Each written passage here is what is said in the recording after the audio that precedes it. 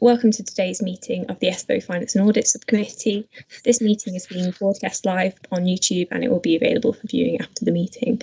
Due to the current situation, this meeting is taking place virtually with members of the subcommittee along with officers presenting reports joining online. Can I please ask that all members and officers have the microphones on mute until they wish or are invited to speak. When you are speaking, please also turn your video on. Our first order of business is appointment of chairman. In accordance with the previously agreed arrangement, Councillor Butlin, as Vice Chairman of the Management Committee, is nominated to be Chairman of the Subcommittee for the municipal year ending May 2021. Is that agreed? Agreed. Agreed. Perfect. Right, thank you, Kat. That's I've got the spot this year, so and we'll go into that. So, could I have the minutes of the meeting held on the 20th of May 2020? I propose that the minutes of that meeting held on the 20th of May are taken as read and confirmed and signed. Is everybody in agreement? Agreed. Agreed. Thank you. Thank you. Agreed. Item 3. To advise that of any items that the chairman has decided to take as urgent elsewhere on the agenda. It turns out there are no urgent items, so we swiftly move on to item 4, which is declarations of interest in respect of items on this agenda.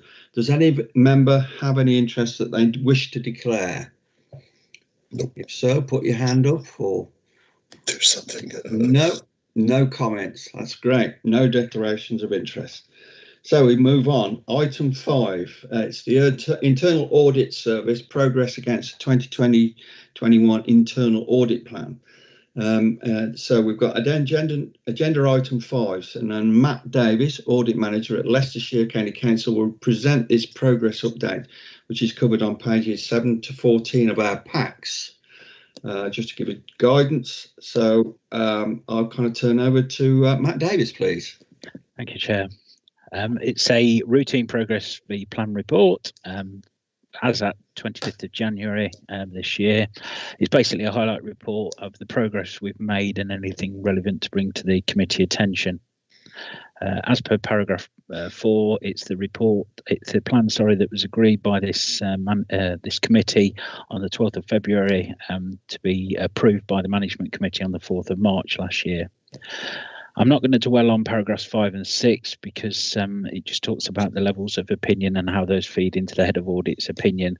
I don't wish to dwell on it because we've discussed it at length previously as to the mechanisms, unless there's any questions at the end.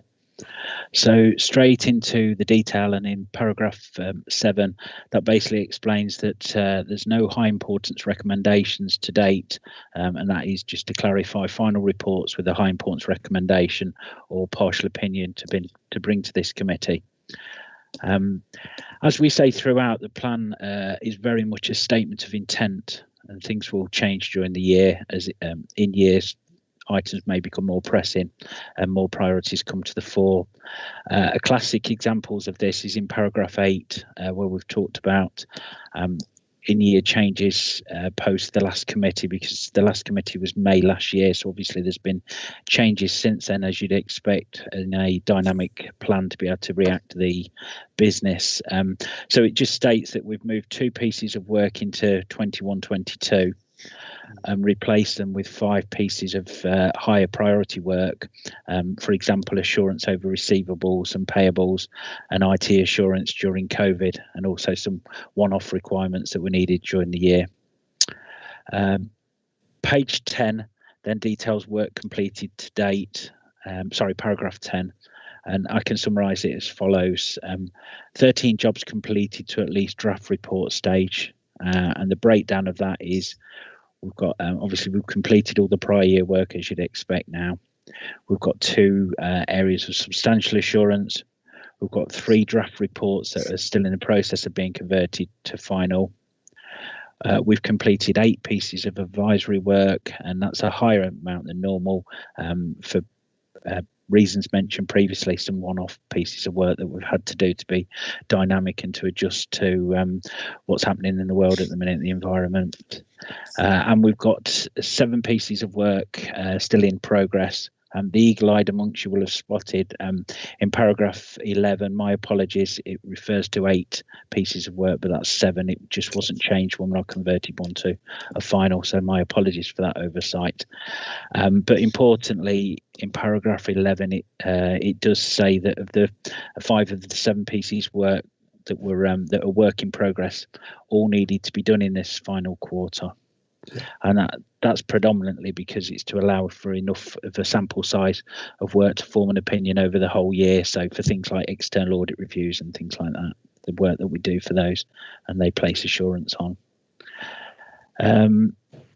I'm happy now to take any questions on that. Obviously, that's a whistle-stop tour, but the highlights, as far as I'm concerned, is there's no high importance recommendations to date to bring to this committee, and we are there or thereabouts where I'd expect to be at this time of year, and to be honest, far healthier than I would have expected to have been given the situation with COVID. We've been able to adjust very quickly to doing our work remotely, and we've had great cooperation from the officers at ESPO as part of that, because obviously we couldn't do it without their help, and they've been absolutely brilliant on that side as well. So happy to take any questions on the Progress V Plan report.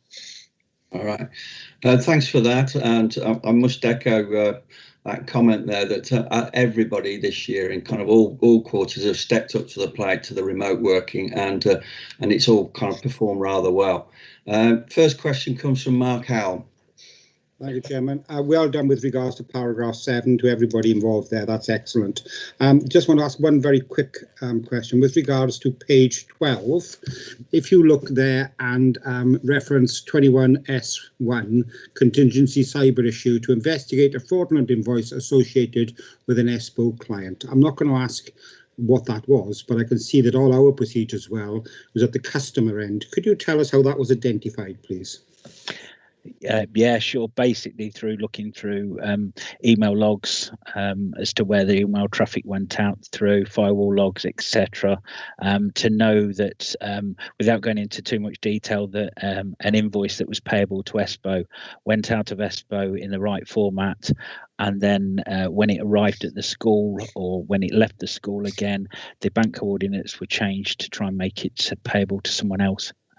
ESPO didn't lose out at all. The school had a lot of investigation into their infrastructure, and they were basically just made far more robust. But it was it just keeps you on your toes. It really does these things, and ESPO have quite rightly got cybersecurity as a key risk in their risk register. We have done a fraud risk assessment this year that's actually in the appendices, and from that we have decided that although we do a lot of work already in relation to cybersecurity, we feel it's important, given the current environment, to do more of a deep dive and to do comparisons to industry standards.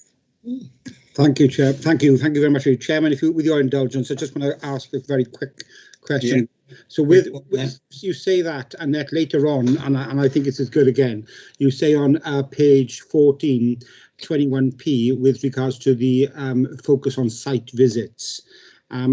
So I don't know really how I'm going to ask this question. So do you still see that as being a part of the audit, as well as doing cybersecurity, that you do site visits as well? Yes, sorry, whereabouts did you say the site? Sorry, it's page 14. It's the very last. It's the deferred jobs. Yeah. It's under deferred jobs. 21P. It's the very last box. Yeah, that was in relation to rebate income, and yes, subject to the world changing COVID-wise and it being safe and secure to do so, I actually think the benefits of an auditor, an internal auditor working on behalf of ESPO, rocking up at a company and asking to verify rebate figures is really good. The intangible benefits actually of then ESPO pre this writing out to everyone that's on the rebate system saying our auditors may well be coming, that intangible benefit is worth its weight in gold, as well as is sharing any findings in principle as to what we've actually done. So obviously we can only scratch the surface of the amount of rebates that ESPO receives, but if we target it in the right area and then get those intangible messages out, I think are just brilliant. Thank you, Chairman. Thank you very much indeed, Matt. Thank you. Okay. Thank you, Mark. Next one up is Councillor Rawlins. Thank you, Chairman, and everyone. Just a question to Matt regarding his cybersecurity, because obviously that's a prescient issue for everyone at the moment. How do you keep your eye on malicious attacks, which clearly there's more opportunity for those at the moment with the COVID situation? Thank you. Yeah, that's fine. Very good question. To be honest, warning advisory reporting, the warp system, we get a lot of intelligence from there, a lot of intelligence from other areas as well, national accredited areas coming out through cybersecurity institutes, British Computer Society, also Leicestershire County Council. Obviously, they're people that are responsible for IT security, are also informing us at day zero, as they call it, or day one of anything that's hit. So we are actually in tune quite a bit through that, through our cyber forums that we've got through, both through national audit forums, but also through the Midland Counties audit forums as well. So we get the intelligence through very quickly, but as do LCC, who also contribute to. Christian, did you want to expand on that? Sorry to put you on the spot, but how the relationship works with IT security and Leicestershire County Council? Yeah, no, happy to. I mean, the first thing I'd add, I think our greatest risk really is just users. So we use all the same tools and techniques I'm sure you do in terms of all the different firewalls, all the sort of penetration testing that we do once a year. We tap in, as Matt said, into the expertise into LCC as well as our own IT team. But the kind of greatest weapon is just constant awareness with our users through comms and alerts that come out from our IT team, because for all the best will in the world, that's really the weakest link if someone clicks on something they shouldn't do. So we do everything you'd expect us to do, but the thing that I think we are just constantly battling is making sure people's awareness who actually work at ESPO is high, as opposed to just the sort of experts who protect us on the sort of first level. Okay, could I just expand on that as well, just to say that obviously our key ICT controls work that we do automatically looks at making sure the infrastructure is robust, that patching is very robust, etc. You know, so that's another angle as well that we do. Well, thank you both. Thank you. Thank you. There's no other questions or anybody else before I move on. I must thank Matt for a very concise and kind of up-to-date report, and more than obvious that you're on the game. So thanks very much for this report. Thank you. Moving. So this is.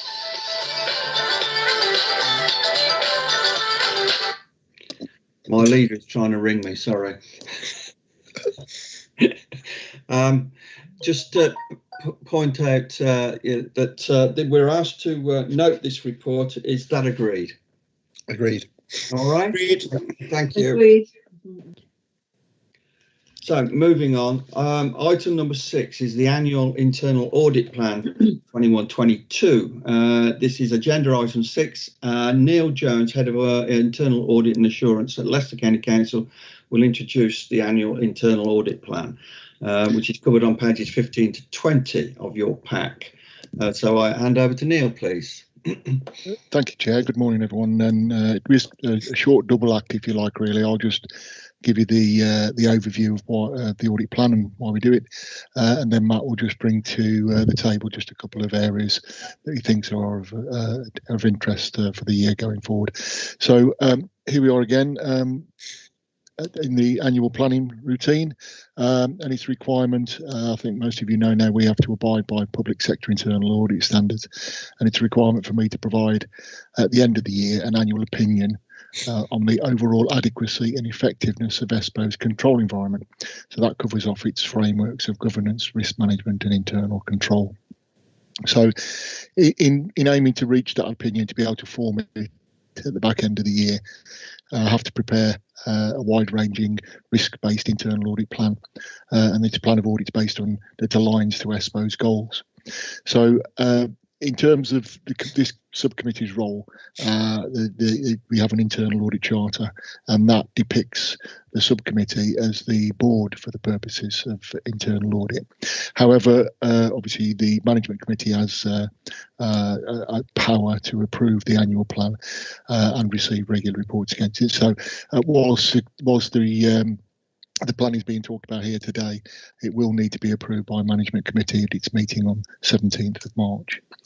So how do we go about it? Well, not really much different other than a bit of remote working to how we have been in the past. Thankfully, things are slightly more stable now. So it is the responsibility of the director of ESPO and his leadership team to identify and manage risk. And wherever possible, we align our audit plan to the corporate risk register, business strategies and annual governance statement.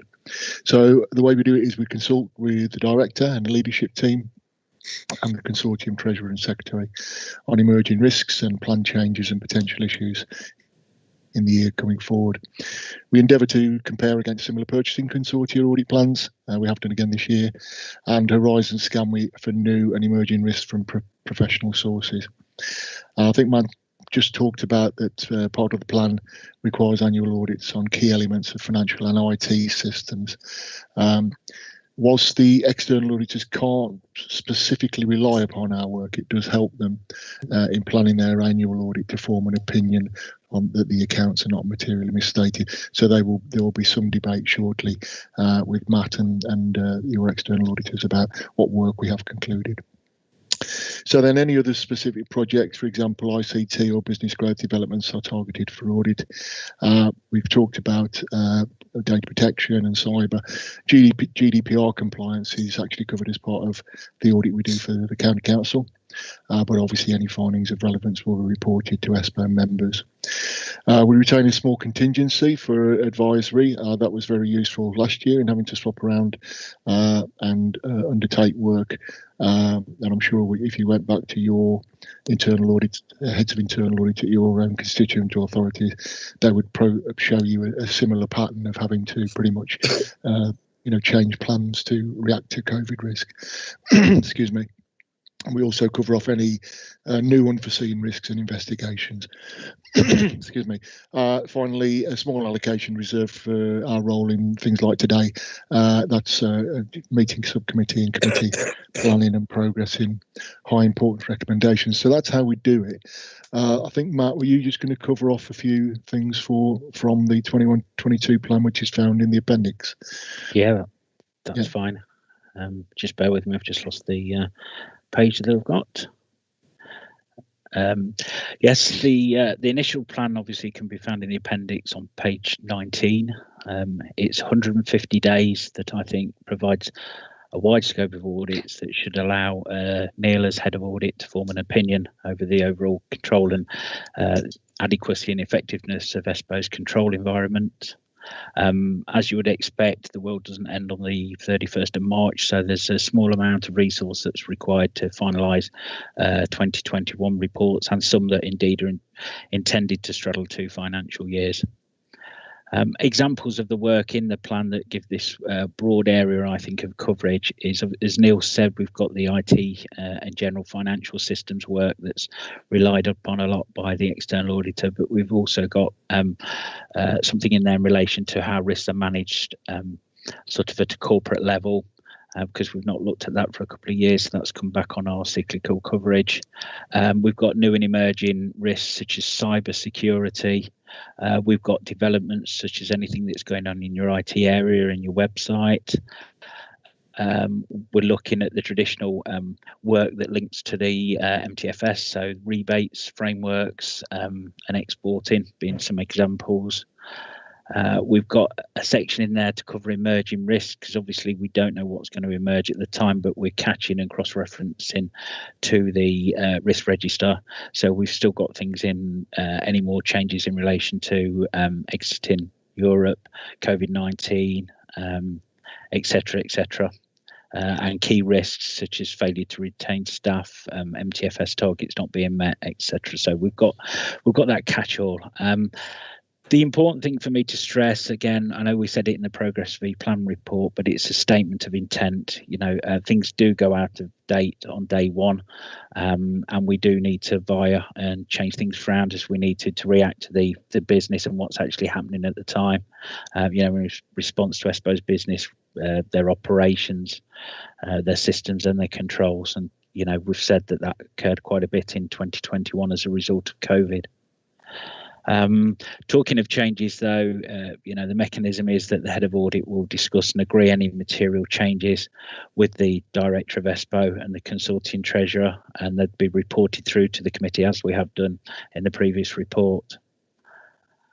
Progress in the audit plan, you know, our role and responsibility is to carry out independent and objective audits and to give an opinion to the extent at which the risk is being managed, and obviously where appropriate make recommendations to improve controls. Each audit scope, timing and areas of exclusion are agreed with the relevant risk owners in advance. On completion, as we've said, findings and recommendations are discussed before issuing a report to the director and to the treasurer, and obviously the AD responsible for that service area. Progress and outcomes are reported each quarter, as we've just done in the previous paper. They're reported informally to the director and to the treasurer on a quarterly basis, but obviously then we report to this committee in May and March, should that be the cycle continuing going forward. Any urgent matters, though, would be brought in the interim period to management committee. And then the report then just talks about at the end the high importance recommendations that go through the committee process until they're actually tested by us, and we give assurance that we think they could be closed, and then obviously it's the role of the committee to agree that they should be closed based on what we've actually found. And we will go back and retest. So that's all the mechanism around it as well. But I think I've mapped it across to ESPO's risk register. Obviously, we're doing an exercise to make sure that we feel independently that ESPO's risk register is robust, but we've mapped it to it at the minute. And cross-referencing, there was very little that we didn't actually map to. There's something in for virtually every risk in the risk register to varying degrees. More than happy for Neil or I to answer any questions. No, not a question, Matt. I just want to pick up on something you said pretty much at the start, really, which was you said, whilst the world doesn't end on the 31st of March, I think what we mean there is whilst we hope the world doesn't end on the 31st of March. In the current state. No, let's take some questions if there are any. Right, yeah, there are a couple of questions lined up. I think just to kind of emphasise what you've just said, I think when you look at the paragraph for emerging risks, and it's quite a significant paragraph, I think kind of that's a clear reference to does the world end on the 31st of March? There we go. Kind of first question is Mark, please. Mark Howell.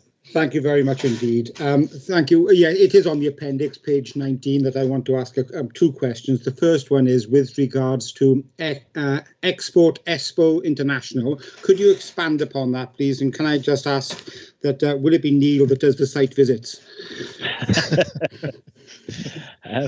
We should actually say that we have looked at international travel as part of this year's piece of work, actually, to make sure that it's robust. But yeah, the benefits, the cost versus benefits, really looking at those, and robust business cases are actually signed off and approved by the committee and through the relevant forums. So it's making sure that costs and benefits are articulated, and then benefits are actually realised. So looking back at a business case retrospectively. Okay. And then the next question, Chairman, if you don't mind, is in general, I mean, if you were to sit down and write out how many different places you could do audits in ESPOs, I'm sure the list would be several hundred long, but you concentrate, I'm sure, on the biggest priorities, the top ones.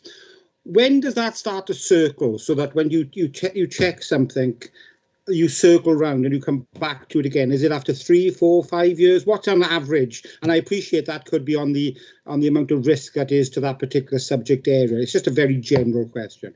Do you want me to take that now? Yeah, I'll take it. I think what Councillor's referring to there is more traditional strategic planning in terms of how things used to be, if you like. Things are so much more dynamic now that we always have to start, if you like, with pretty much a blank page, I think, each year. We don't lose sight of those, but they do tend to, you're absolutely right, we don't have the resources to audit everything. So we have to be pragmatic in terms of what is high risk to ESPO and its business and to the committee, really, over what is a traditional system, but try and balance it up, if you like. So we always do something on the key financial systems. We're always aware of those. We're always doing something on the IT systems because they underpin the whole of ESPO's business routines. So yes, it would be lovely to pick up something that we did a few years ago, but I think the opportunities of doing such are less every year, to be fair, given the dynamic world that we live in. Thank you very much indeed, Neil. Thank you, Matt. Thank you, Chairman. Thank you. Next one is Dr. Feltham. Yeah. You're on mute.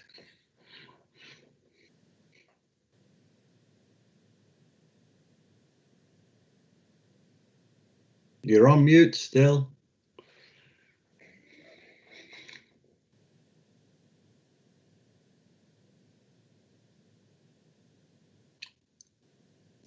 It looks like he might have frozen slightly. Yeah, I think his connection's not very good at the moment.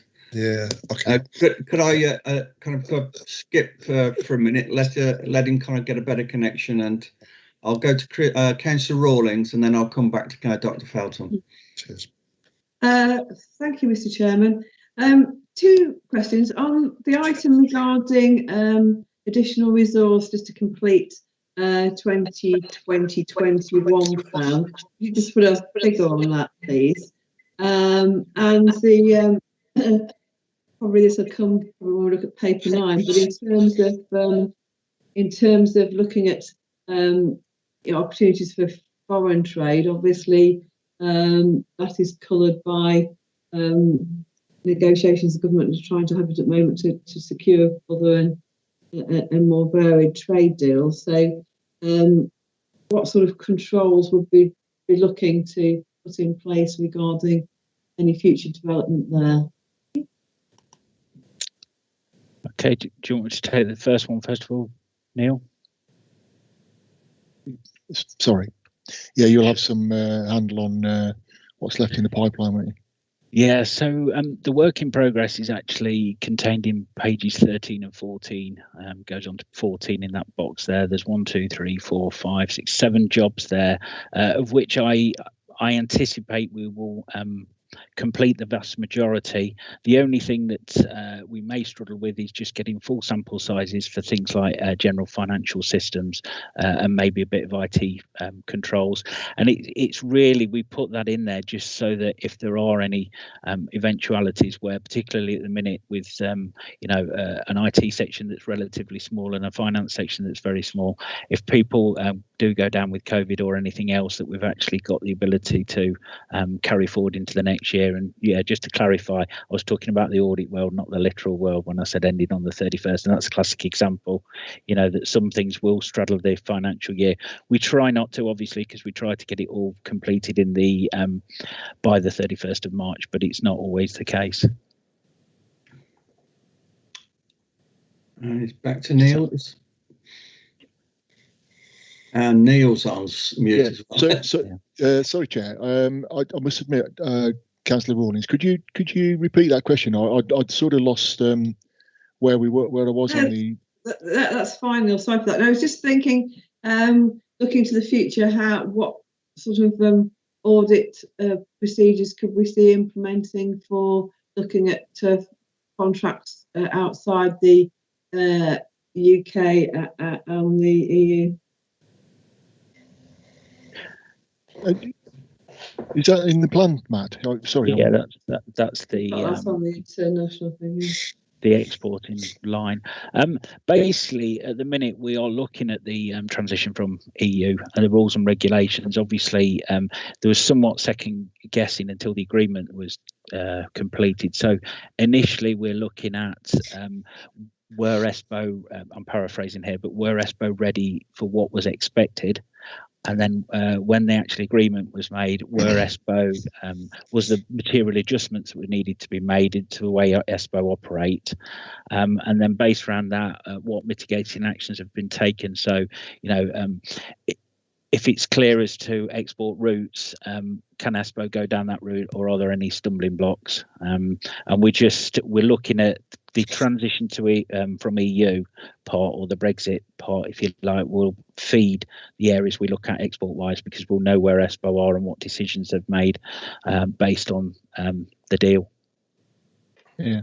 Have you got anything to add, Neil? Sorry. No, just to add, I mean, I was going to attack it from the changes to procurement legislation. There's a green paper at the moment, so we'll be picking through that to see whether ESPO will need to, be more accounting in lines with that legislation that's coming out, and what effect that would have on them. Right, thank you. I mean, it was one question I was going to ask, which you've already answered, but we were kind of before previous meetings, we was all kind of anticipating there would be a deal done with Brexit and a relationship with Europe. So I expect you're trawling through all the regulations and get it kind of finding a smooth way of dealing with Europe as we kind of go forward. So hopefully that, where it appears on emerging risk register, will disappear as 12 months kind of as we go into the next year. But we keep our fingers crossed on that one. Dr. Feltham again, and see if we can get a good connection this time. I think I'm back. Yes, I went and reconnected. It really, thanks very much, Neil and Matt. Actually, to do with the new website, obviously, we're all looking forward to the launch of that imminently. What sort of timescale would you be leaving in order to sort of do a decent audit of the outcomes? I mean, obviously, you can't do it for the first probably 6 months or so, but just wondered how long you would be looking at before you have a good go at the audit. Yeah, I think, to be honest, absolutely 6 months or so. So final quarter really would be better for that, and I think that's what we'd agreed in principle. But if there are emerging risks straight away, so if there's a lot of workarounds that are needed initially, there's nothing on the radar at the minute. But if there are, whether they're actually being corrected, but in a sensible time frame, that would be the only thing we'd do in the immediacy. But I think you're absolutely right. There's a need to let it bed down first. Can I just add on that as well, Councillor Felton, that Matt was drafted into the project team on this, so has done a lot of sort of ongoing advisory and reviews of controls that are being built in anyway from the outset. So we've got that sort of initial comfort in the way things are going on that. So, yeah. Thank you. And I see there's is that a legacy hand from Councillor Rawlins? It is, Mr. Chairman. Apologies. All right, no problem, not a problem. As there's no other questions for this part of it, we're asked to support the methodology used as a basis for developing the internal audit plan, and recommend that the management committee agree the ESPO internal audit plan for 21-22 at this meeting, at its meeting on the 17th of March 2021. So is that agreed by everybody? Agreed. Yep. Right, thanks very much. Thanks for your support. Thank you. And thank you, kind of Neil and Matt. Next point 7 is the date of the next meeting, which is as laid down here. It's 26th of May, 10:30 via Microsoft Teams. Just a point of comment, if there's any problems with that, you'll have to have words with Kat. We now go to item 8, which is exclusion of press and public, and I move that in accordance with the Local Government Act 1972, the public be excluded from the meeting for the remaining items of business on the grounds that they involve the likely disclosure of exempt information. And I will then come to ask Kat to confirm when the meeting is no longer live. So if you could confirm that for me, Kat, when you're ready.